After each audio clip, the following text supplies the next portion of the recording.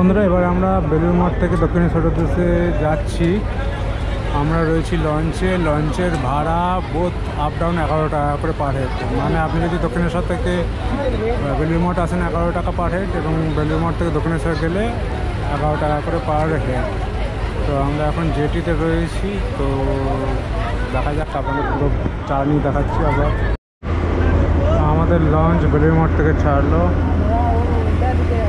তো দেখতে পাচ্ছেন বেলুড় মঠ এখান থেকে লঞ্চ থেকে কেমন দেখতে লাগে।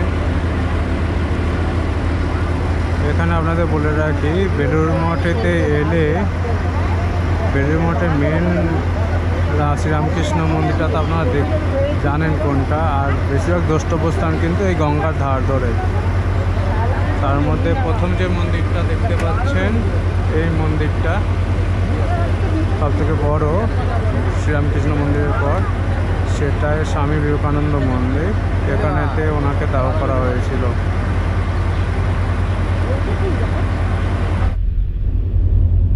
এই মন্দিরটি হচ্ছে স্বামী বিবেকানন্দের মন্দির। এখানেতে ওনারকে দাহ করা হয়েছিল এবং সেই জায়গায় এই মন্দিরটি তৈরি করা হয়েছিল।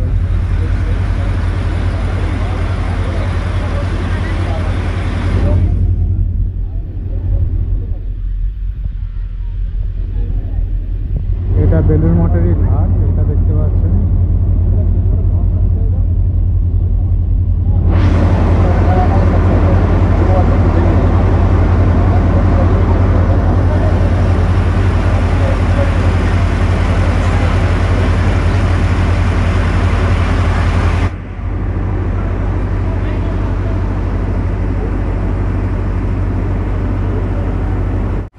এটা উদাসীন দীনদুঃখী লাল বাবা আশ্রম।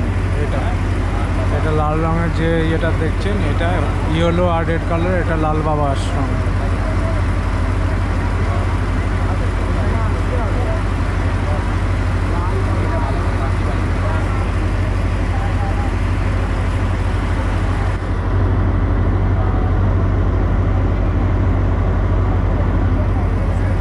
লাল বাবা আশ্রমের পাশেই একটি ফুটবল গ্রাউন্ড রয়েছে এবং তার সাথে বেশ কিছু মন্দির রয়েছে।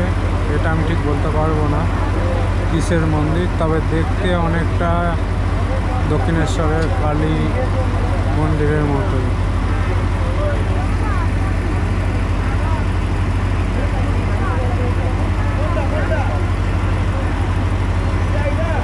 খুব সুন্দর লাগছে দেখতে। এটা কোনো পুরনো কারখানা মনে হচ্ছে, দেখতে লাগছে, যেটা এখন সম্ভবত বন্ধ আছে। কারখানার পাশে বহু পুরনো একটা বিল্ডিং রয়েছে, প্রায় ভগ্নপ্রায়, ভেঙে পড়েছে, দেখে বুঝতে পারা যাচ্ছে। আপনারাও দেখতে পাচ্ছেন নদীর ধারে ভাঙনে যে সিঁড়িগুলো রয়েছে সেগুলো ভেঙে পড়েছে, আর বিল্ডিংটাও খুবই খারাপ অবস্থা। এটার নাম হচ্ছে পুনমচাঁদ বাগড়ি ঘাট। এটা হচ্ছে পুনমচাঁদ বাগড়ি ঘাট। তার পাশে দেখতে পাচ্ছেন এই বিল্ডিংয়ের, এটা এদের নিজস্ব ঘাট মনে হচ্ছে গঙ্গা। খুবই সুন্দর লাগছে যেটা আছে। এখানে একটা ইট ভাটা রয়েছে পাশে।